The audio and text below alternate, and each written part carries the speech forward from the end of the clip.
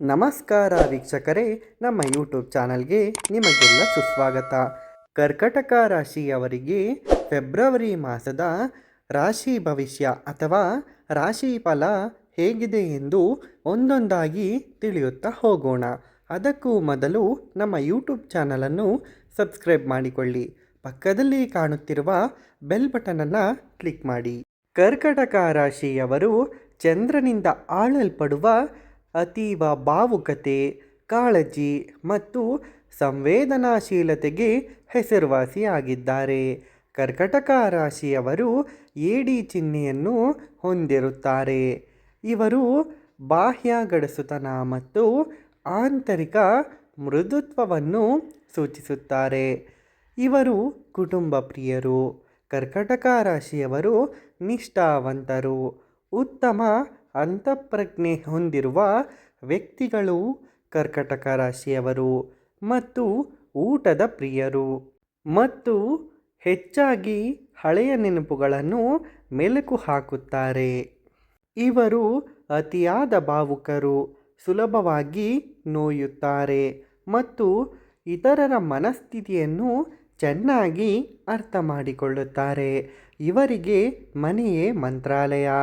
ಕುಟುಂಬದೊಂದಿಗೆ ಸಮಯ ಕಳೆಯಲು ಇಷ್ಟಪಡುತ್ತಾರೆ.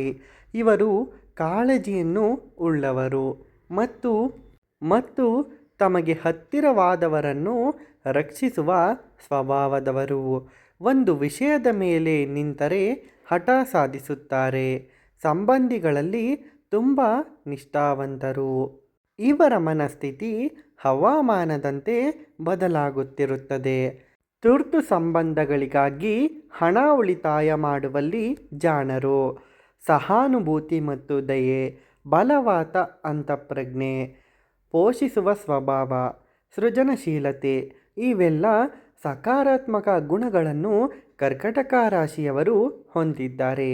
ಅದರಂತೆಯೇ ಅತಿಯಾದ ಸಂವೇದನಶೀಲತೆ, ಮೂಡಿ ಸ್ವಭಾವ, ಹಳೆಯ ನೆನಪುಗಳನ್ನು ಮೆಲುಕು ಹಾಕುವುದು, ಭಾವನೆಗಳನ್ನು ಮುಚ್ಚುವುದು, ಇತರ ಸಣ್ಣ ಪುಟ್ಟ ನಕಾರಾತ್ಮಕ ಗುಣಗಳನ್ನು ಸಹ ಇವರು ಹೊಂದಿದ್ದಾರೆ.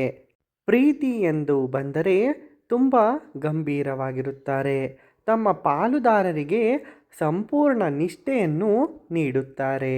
ಹಾಗಾದರೆ ಕರ್ಕಟಕ ರಾಶಿಯವರ ಫೆಬ್ರವರಿ 2026ರ ಮಾಸ ಭವಿಷ್ಯ ಹೇಗಿರುತ್ತದೆ ಎಂದು ನೋಡುತ್ತಾ ಹೋಗೋಣ. ಫೆಬ್ರವರಿ ತಿಂಗಳ ಆರಂಭವು ಕರ್ಕಟಕ ರಾಶಿಯವರಿಗೆ ಶುಭ ಮತ್ತು ಲಾಭಗಳನ್ನು ತರುತ್ತದೆ. ನಿಮ್ಮ ಯೋಜಿತ ಕೆಲಸಗಳು ಸಮಯಕ್ಕೆ ಸರಿಯಾಗಿ ಪೂರ್ಣಗೊಳ್ಳುತ್ತವೆ.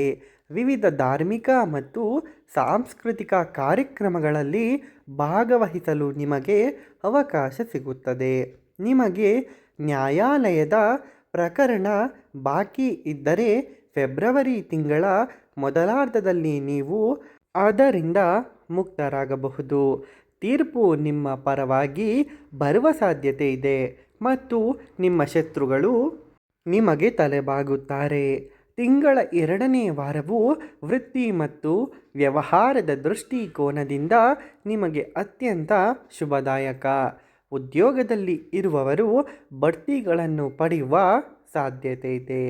ಆದರೆ ವ್ಯವಹಾರದಲ್ಲಿ ಇರುವವರು ಬಯಸಿದ ಲಾಭವನ್ನು ಪಡೆಯುತ್ತಾರೆ.